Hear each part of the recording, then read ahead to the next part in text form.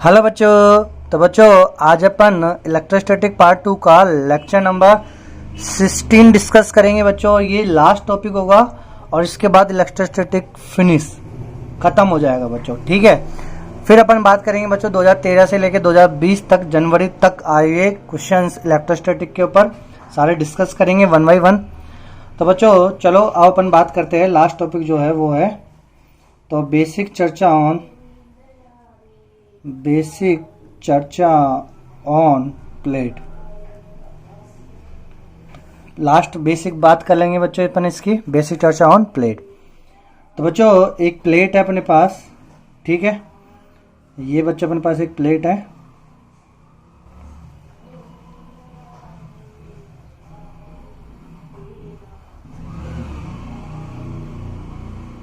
ये इस प्रकार बच्चों मैंने आपको इसको रिप्रेजेंट किया हुआ है, ठीक है बच्चों। ऐसे एक प्लेट है अपने पास ये, और इस प्लेट पे बच्चों अपन ने कितना आवेश दिया हुआ है। इस प्लेट को अपन ने आवेश दिया हुआ है क्यू आवेश इस प्लेट को दिया हुआ है, ठीक है बच्चों। और ये कैसी प्लेट है बच्चों, ये है नॉन कंडक्टिंग कुचालक प्लेट है बच्चों। ये नॉन कंडक्टिंग शीट या प्लेट जो भी अपन को मानना है वो मान लेंगे, ठीक है बच्चों। इसके ऊपर चार्ज कितना दिया है क्यू। तो बच्चों जैसे ही मैंने चार्ज क्यू दिया है तो बच्चों आपको मालूम है कि ये चार्ज कहाँ होगा, जहां पे अपन ने दिया है अंदर होगा ऐसे और ऐसे इस प्रकार, ठीक है बच्चों। प्लेट पे चार्ज ये कुचालक प्लेट है तो जहां पे आवेश दिया है वहीं पे रहेंगे। ये बात समझ में आ गई बच्चों। चलो अब इसकी वजह से अपन को एक पर्टिकुलर पॉइंट ई पे, यहाँ पर्टिकुलर पॉइंट पी पे मुझे क्या निकालना है, इलेक्ट्रिक फील्ड। तो बच्चों एक कुचालक प्लेट की वजह से किसी बिंदु पर इलेक्ट्रिक फील्ड कितना होता है, EP is equal to sigma by 2 epsilon naught. ये होता है मेरे प्यारे बच्चों, EP is equal to sigma by 2 epsilon naught. चलो सिग्मा क्या होता है बच्चों, सिग्मा होता है बच्चों सरफेस चार्ज डेंसिटी। सिग्मा क्या होता है बच्चों, सरफेस चार्ज डेंसिटी, यानी एकांक क्षेत्रफल में कितना आवेश स्थित है। तो बच्चों मैंने कंसीडर कर लिया, माना इस प्लेट जो नॉन कंडक्टिंग प्लेट है इसका एरिया कितना है ए। ये मैंने क्या कर लिया, लेट कंसीडर कि इस कंडक्टिंग शीट का एरिया कितना है ए। टोटल आवेश कितना है इसके पास क्यू। तो सिग्मा कितना हो जाएगा इसके लिए, तो इसके लिए सिग्मा हो जाएगा Q upon A. Value put करेंगे यहाँ पे, तो EP is equal to sigma की value Q upon 2a epsilon naught. तो ये इसका आंसर आ गया। कोई दिक्कत बच्चों, किसी बच्चों को किसी प्रकार की दिक्कत नहीं। इलेक्ट्रिक फील्ड तो यहाँ पे इलेक्ट्रिक फील्ड हर एक पॉइंट पे कितना जाएगा, क्यू की फॉर्मेट में ही आ जाएगा, सिग्मा की फॉर्मेट में ही आ जाएगा। और ऐसे इसी प्रकार इधर की साइड पे कितना जाएगा ये, ठीक है मेरे प्यारे बच्चों। चलो तो ये हो गई नॉन कंडक्टिंग शीट। इसी प्रकार बच्चों अब मैं बात करूंगा कंडक्टिंग शीट की। किसकी बात करूंगा बच्चों मैं, कंडक्टिंग शीट।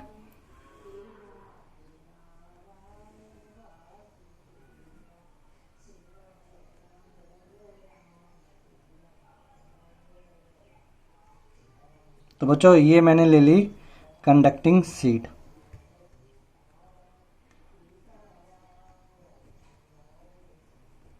ठीक है बच्चों, कंडक्टिंग शीट।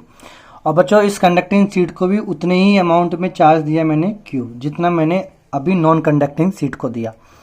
तो बच्चों जैसे ही मैं इस पे चार्ज क्यू दूंगा तो अब मुझे मालूम है कि ये कंडक्टर है और इस कंडक्टर के अंदर इलेक्ट्रिक फील्ड कितना होगा, 0।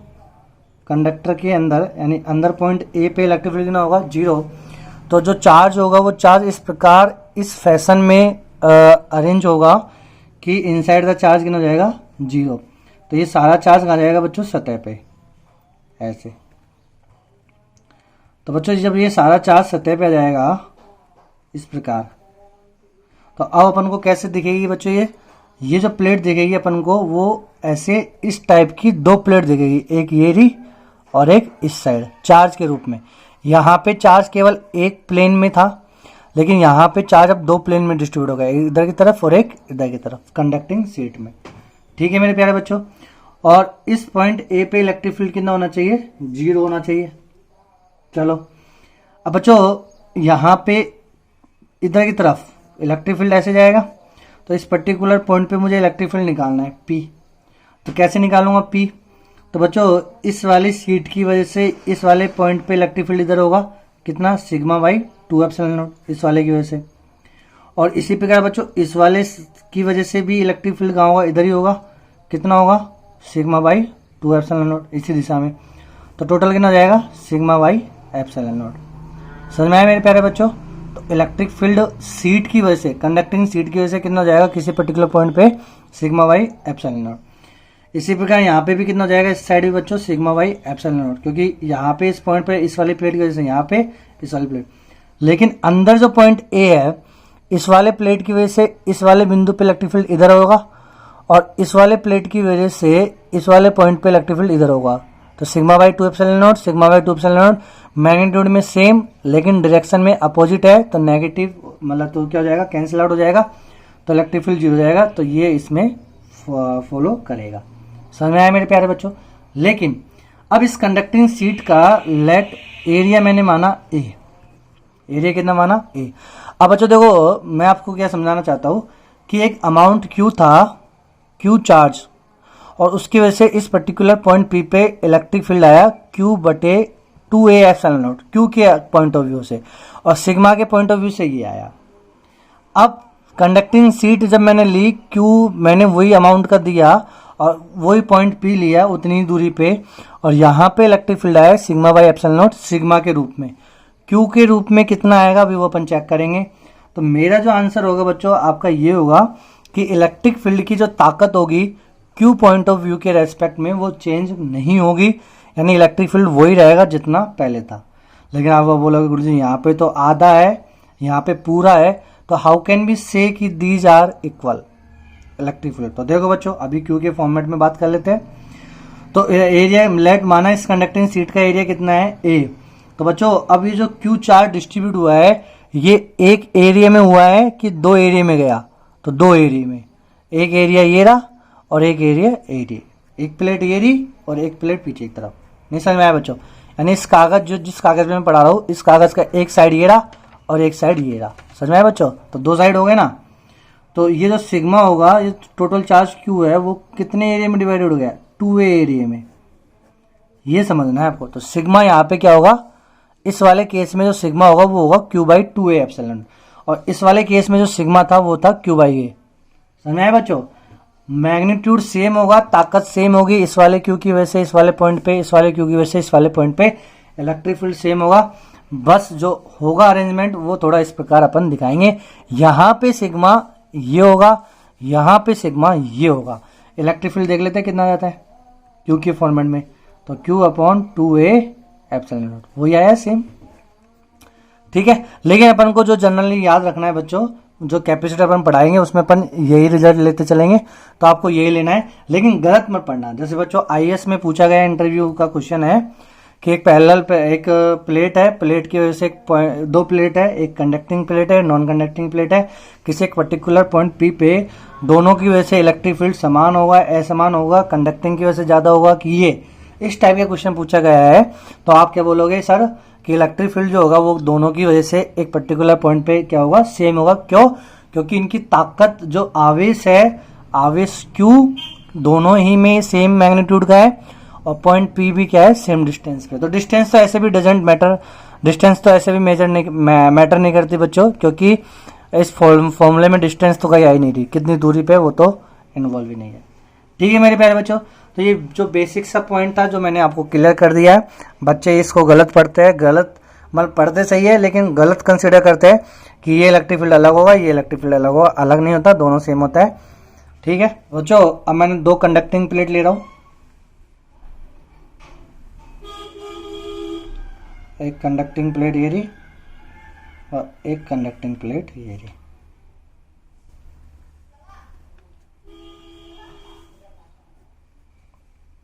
कंडक्टिंग प्लेट और कंडक्टिंग प्लेट। तो बच्चों मैंने दो कंडक्टिंग प्लेट ले ली, इसके ऊपर आवेश दिया Q1 और इसके ऊपर आवेश दिया Q2। ठीक है। अब अपन को निकालना है कि किस प्रकार आवेश का डिस्ट्रीब्यूशन होगा। ठीक है। तो दो प्लेट पे आवेशों का डिस्ट्रीब्यूशन कैसे होता है। तो बच्चों अब अपन क्या करेंगे, पॉइंट्स वाइज कंसीडर करेंगे। तो एक पॉइंट्स मैंने ले लिया, देखो मैंने यहाँ पे पॉइंट ले लिया A अंदर और ये पॉइंट ले लिया B। तो कंडक्टिंग प्लेट है तो अंदर इलेक्ट्रिक फील्ड कितना होना चाहिए, 0। एक तो ये चीज याद रखनी है। दूसरी चीज, ये जो Q1 आवेश है बच्चों, मैंने मान लिया कि इस साइड आया Q1, इस साइड आया Q2। इस Q2 की वजह से इस साइड आवेश आया Q3, इस साइड आवेश आया Q4। तो मुझे बच्चों Q1, Q2, Q3, Q4 निकालना है। बच्चों मैं इसको डायरेक्ट भी बोल सकता हूँ, हिंट भी अपन को डायरेक्ट याद भी रखना है रिजल्ट, बस मैं इसको प्रूफ करा रहा हूँ, कोई बात नहीं बच्चों। मैंने क्या करा बच्चों, दो प्लेट है, एक पे आवेश Q1 है, एक पे आवेश Q2 है, दोनों में चार्ज डिस्ट्रीब्यूशन मुझे देखना है कि कैसे चार्ज डिस्ट्रीब्यूट होता है। तो उसके लिए बच्चों मेरे एक पॉइंट तो मुझे याद रखना है कि inside the plate electric field will be 0। दूसरी चीज, मैंने ये मान लिया कि यहाँ पे आवेश Q1 है, इस साइड Q2 है, इस साइड Q3 है, इस साइड Q4 है। 4 अननोन क्वांटिटी है तो 4 समीकरण बनाना पड़ेगा मुझे। कैसे कैसे बनाऊंगा तो वो अब समझो बच्चों। पहला समीकरण तो बना कि Q1 प्लस Q2 मिलके कितना बनेगा, Q1, एक समीकरण। दूसरा समीकरण बनेगा Q3 प्लस Q4 मिलके क्या बनेगा, Q2, दूसरा समीकरण। ठीक है बच्चों, 4 समीकरण निकालना है ना अपन को। अब बच्चों मुझे बात करनी है एट पॉइंट ए। तो at point A electric field कितना होता है, 0।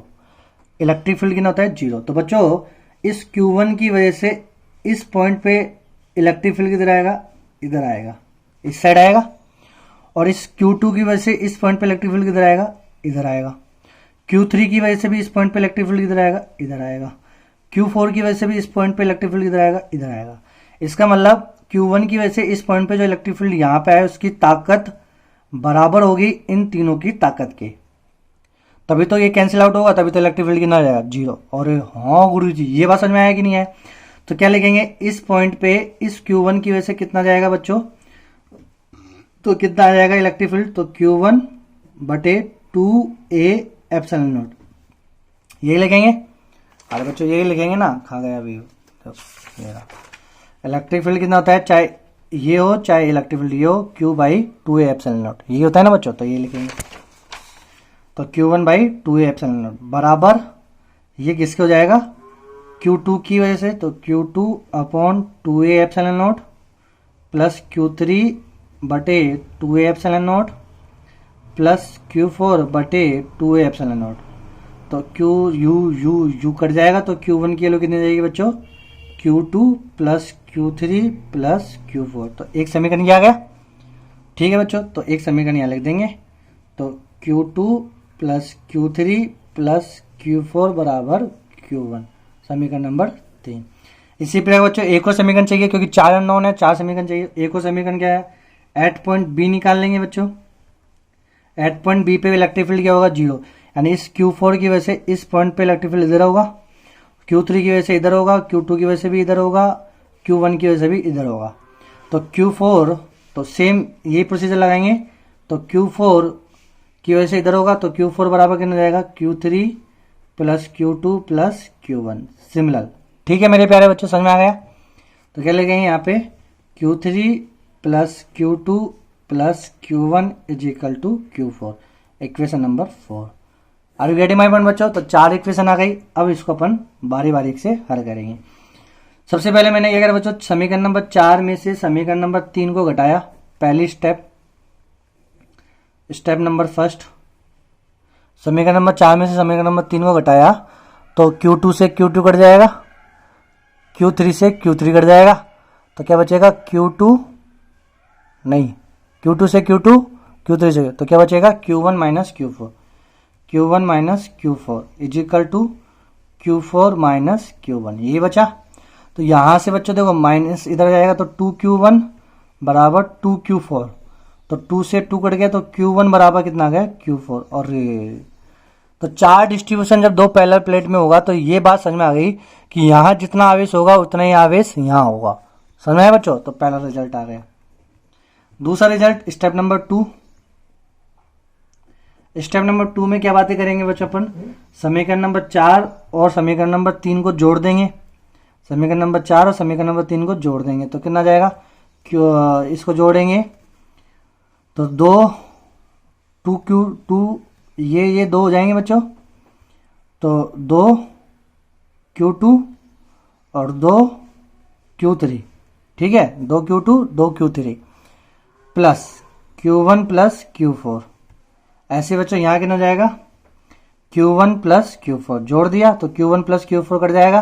तो यहां से बच्चों कितना आ गया Q2 माइनस Q3। और ये तो अब क्या रिजल्ट याद हो गया बच्चों कि जब चार डिस्ट्रीब्यूशन होगा दो पैरेलल प्लेट में, तो बाहर आउटर मोस्ट प्लेट जो आउटर प्लेट होती है उन पे आवेश सेम होगा, और अंदर जो होगा इन पे जो आवेश होगा वो एक दूसरे के क्या होंगे बच्चों, मैग्नीट्यूड वाइज तो सेम होंगे, लेकिन डायरेक्शन वाइज या नेचर वाइज क्या होंगे, अपोजिट होंगे। नेचर वाइज क्या है बच्चों, अपोजिट होंगे। मैग्नीट्यूड वाइज इक्वल है, नेचर वाइज अपोजिट है। ठीक है मेरे प्यारे बच्चों, समझ में आ गया? कोई दिक्कत है क्या? कोई दिक्कत नहीं है। तो ये अपने पास आ गया। अब मुझे निकालना क्या है बच्चों, मुझे Q1 Q2 Q3 की वैल्यू निकालनी है। Q1 Q2 Q3 की वैल्यू निकालनी है। तो कैसे निकालेंगे बच्चों अपन? तो देखो अपन ले लेते हैं Q1, समीकरण नंबर 3 ले लो। समीकरण नंबर 3 में Q1 Q2 Q या समीकरण नंबर 3 लोगे कि 1 2 ले लो। चलो समीकरण नंबर 1 और 2 को ऐड कर लो। तो स्टेप नंबर थर्ड में क्या करोगे मेरे प्यारे बच्चों, 1 और 2 को ऐड कर लो। तो कितना जाएगा ये, Q1 plus Q2 plus Q3 plus Q4 बराबर Q1 प्लस Q2। ये हो गया मेरे प्यारे बच्चों। स्टेप नंबर 3 में समीकरण नंबर 1 और 2 को ऐड करा। अब Q1 की वैल्यू Q1 और Q4, तो Q1 और Q4 मिलके हो जाएगा 2Q1, और Q2 Q3 ये कैंसिल आउट हो जाएंगे, 0 जाएगा, मैग्नीट्यूड वाइज है ना, is equal to Q1 plus Q2। तो Q1 की वैल्यू कितनी आ गई, Q1 प्लस Q2 बटे 2। तो बच्चों अब देखो अपने पास 3 स्टेप से क्या क्या नजर आया। तो पहली चीज तो क्या आया कि जब ये वाली वैल्यू कितनी आएगी, इधर वाली वैल्यू आएगी, ये दोनों आवेश को ऐड करके आधा, जितना पैरेलल प्लेट पे क्या बोलेंगे इसको अपन हिंदी में बोलेंगे या समझने के लिए क्या बोलेंगे कि दोनों प्लेट पे टोटल जो आवेश है, दोनों प्लेट के टोटल आवेश का आधा बाहर होता है। क्यों? जितना मान यहां होगा उतना ही मान ये होगा। ये रिजल्ट अपन ने किस में पढ़ा, पहले स्टेप में। ठीक है बच्चों, और कितना मान होगा, मान कितना होगा, आधा, टोटल आवेश का आधा। तो Q1 प्लस Q2 का आधा, तो Q1 प्लस Q2 बाई 2 ये यहां जाएगा, Q1 प्लस Q2 बाई 2 ये यहां हो जाएगा। ठीक है बच्चों, Q1 की वैल्यू आ गई Q1 plus Q2 by 2। Q1 दे रखा है, Q2 की वैल्यू निकालनी है। तो Q2 की वैल्यू जब अपन निकालेंगे तो ये हो जाएगा बच्चों कितना, Q1 माइनस Q2 बाई 2। निकाल लोगे आप यहाँ पे रख के Q1 की वैल्यू, तो Q2 की वैल्यू कितनी जाएगी, Q1 माइनस Q2 बाई 2। फिर स्टेप नंबर 2 में अपन जानते हैं क्या कि अंदर जो आवेश होता है वो मैग्नीट्यूड में तो क्या होंगे, सेम होंगे, लेकिन नेचर वाइज क्या होंगे, अपोजिट होंगे। तो जब मैं इसको माइनस से गुना करूंगा तो यहाँ Q2 प्लस का जाएगा, तो ये जाएगा Q2 माइनस के Q1 बटे 2। Are you getting my point बच्चों? समझ में आया? बहुत इंटरेस्टिंग कॉन्सेप्ट है, इसको समझ में आ जाना चाहिए आपके।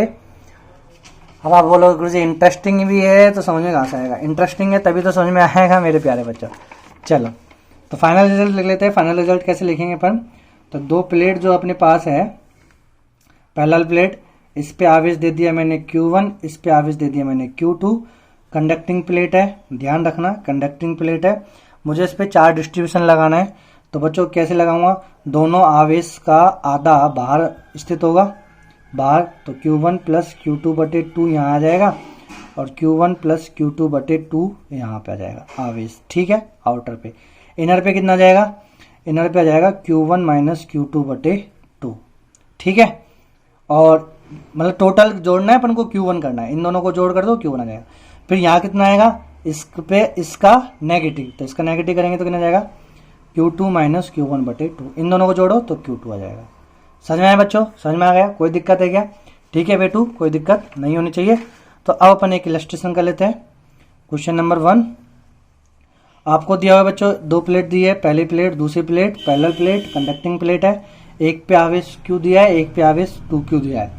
ठीक है, अब अपन को 4 डिस्ट्रीब्यूशन लगाना है प्लेटों पे। तो क्या करोगे बच्चों, सबसे पहले टोटल आवेश का आधा यूं बाहर सतह पे, तो Q 2Q, तो कितना हो गया, 3Q का आधा 1.5, तो 1.5Q यहाँ पे हो जाएगा, 1.5Q यहाँ पे हो जाएगा। कोई दिक्कत है मेरे प्यारे बच्चों? कोई दिक्कत नहीं है। ठीक है बच्चों, फिर उसके बाद में यहाँ कितना होगा, यहाँ इतना होगा कि दोनों का नेट क्यू होना चाहिए, तो 1.5 इतना हो गया तो माइनस के आधा होगा। नहीं समझे बच्चों, देखो 1.5 में से माइनस के आधा तो क्यू बच गए ना। अब यहाँ पे कितना होगा, इसका मैग्नीट्यूड में तो सेम होगा लेकिन नेचर अपोजिट हो जाएगा, तो माइनस है तो प्लस का, तो 0.5 क्यू, तो 0.5 क्यू 1.5 क्यू तो 2 क्यू क्यों। अरे हाँ गुरु जी, समझ में आया बच्चों। चलो एक और कर लेते हैं, एक और कर लेते हैं, कोई बात नहीं। क्वेश्चन नंबर 2 ये लो, यहाँ बच्चों मैंने ले लिया 4 क्यूब आवेश और यहाँ ले लिया मैंने माइनस के 6 क्यूब आवेश। ठीक है बच्चों, अब वही क्वेश्चन सेम, 4 डिस्ट्रीब्यूशन लगाना है तो क्या करोगे, टोटल आवेश कितना है -2 क्यूब, 4 क्यूब -6 क्यूब तो माइनस के 2 क्यूब का आधा तो माइनस के क्यूब, तो माइनस के क्यूब यहाँ जाएगा, माइनस के क्यूब यहाँ जाएगा। कोई दिक्कत है बच्चों। फिर यहाँ कितना आएगा, इतना आएगा कि टोटल 4 क्यूब हो जाए, तो माइनस के क्यूब है तो कितना आएगा बच्चों 5 क्यूब, तो 5 क्यूब में से माइनस क्यूब गए तो 4 क्यूब। फिर यहाँ कितना आएगा, इतना ही आएगा लेकिन नेचर क्या जाएगा अपोजिट, तो यहाँ कितना जाएगा -5 क्यूब, तो -5 क्यूब -6 क्यूब। कोई दिक्कत बेटू, कोई बच्चों को किसी प्रकार की कोई दिक्कत, मेरे प्यारे बच्चों को नहीं। क्वेश्चन नंबर 3, अब 3 वाला कर लो। ये तो 2 प्लेट है, 3 प्लेट ले लो, उसमें भी कोई टफ वाली बात नहीं है बच्चों, कॉन्सेप्ट अपन को मालूम है। तो पहले पे मैंने ले लिया कितना बोलो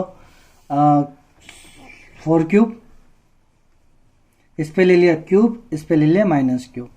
4 डिस्ट्रीब्यूशन लगाना है बच्चों, तो बोलो क्या करेंगे, आउटर प्लेट्स पे हमेशा क्या होगी टोटल का आधा, तो 4 और 1 5 में से 1 गए तो 4, 4 का आधा 2 क्यूब, तो 2 क्यूब यहाँ जाएगा, 2 क्यूब यहाँ जाएगा। कोई दिक्कत है क्या, कोई दिक्कत नहीं है। फिर उसके बाद बच्चों यहाँ पे कितना आएगा, तो 4 क्यूब करना है तो 2 क्यूब हो जाएगा प्लस के, हो गए 4 क्यूब। यहाँ कितना आता है बच्चों, इतना ही आएगा लेकिन नेचर अपोजिट हो जाएगा, तो माइनस के 2 क्यूब। ठीक है बच्चों, अब यहाँ कितना आएगा, यहाँ बच्चों इतना आएगा कि टोटल क्यूब हो जाए, तो -2 क्यूब पहले आ गया, तो प्लस के 3 क्यूब, तो प्लस के 3 क्यूब में से -2 क्यूब गए तो क्यूब। फिर यहाँ कितना आएगा बच्चों, तो अंदर कितना आता है, हमेशा मैग्नीट्यूड वाइज सेम आता है, नेचर वाइज अपोजिट आता है, तो 3 क्यूब है तो यहाँ कितना जाएगा -3 क्यूब। अब कर लो -3 cube 2 cube minus cube same. और हाँ गुरु जी, ठीक है बच्चों, समझ में आ गया। चलो एक और कर लेते हैं, क्वेश्चन नंबर 4। और यहाँ ये जो क्वेश्चन नंबर 4 होगा यहीं से समाप्त होके कैपेसिटर स्टार्ट होगा। ठीक है बच्चों, तो ये लास्ट कैपेसिटर पैरेलल प्लेट वाला। तो देखो मैंने इसको आवेश दिया क्यूब, इसको मैंने आवेश दिया माइनस क्यूब, तो बोलो बच्चों आउटर पे कितना होगा, टोटल का आधा, तो टोटल कितना है 0, 0 का आधा करेंगे तो 0 0। फिर यहाँ कितना आएगा क्यूब, यहाँ कितना आएगा माइनस क्यूब, तो अंदर ही अंदर आवेश है, बाहर आवेश नहीं है, तो टोटल देखो बच्चों अंदर आवेश बाहर नहीं है, तो बाहर की तरफ इलेक्ट्रिक फील्ड 0, इलेक्ट्रिक फील्ड हमेशा क्या होगा अंदर, और इलेक्ट्रिक फील्ड क्या होता है एनर्जी। तो बच्चों ये जब मैं 2 प्लेट को इस प्रकार आवेश दूंगा सेम मैग्नीट्यूड का और नेचर वाइज अलग, तो उस वाली प्लेट के जो इलेक्ट्रिक फील्ड होगा वो केवल कहाँ होगा, एक सीमित एरिया में रहेगा। तो इस प्रकार बच्चों मैंने एनर्जी को क्या कर दिया, स्टोर कर लिया एक सीमित एरिया में, इसे बोलते हैं कैपेसिटर। तो कैपेसिटर क्या होता है, एनर्जी स्टोर डिवाइस। ठीक है, बाहर फैलने नहीं दी, और सभी केसों में तो बाहर आवेश आ रहा था तो बाहर भी एनर्जी जा रही थी, इस वाले केस में केवल एनर्जी का है अंदर। तो ये बहुत अच्छा कॉन्सेप्ट निकल के आया एनर्जी स्टोर का। ठीक है, बाहर ये 0 है, आवेश 0 है तो बाहर एनर्जी 0, इलेक्ट्रिक फील्ड अंदर ही अंदर है तो एनर्जी अंदर ही रहेगी। ठीक है मेरे प्यारे बच्चों, तो अब अपन मिलेंगे बच्चों 2013 से लेकर 2020 तक के जेईई मेंस के क्वेश्चन इलेक्ट्रोस्टैटिक के ऊपर अगले लेक्चर में। ओके बच्चों, have a good day, bye.